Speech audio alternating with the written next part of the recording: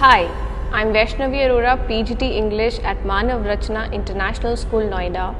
I'm a graduate in English Honours and Masters in English Literature as well as B.Ed from Vanasthali University.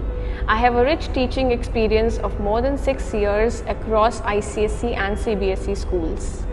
While teaching English literature to students of grade 11 and 12, I've always believed in following interdisciplinary approach to learning, wherein the students find it more interesting as they are able to relate their own lives with the characters present in the story or in the novel.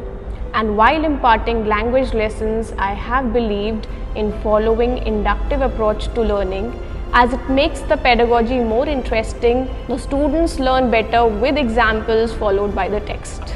Thank you.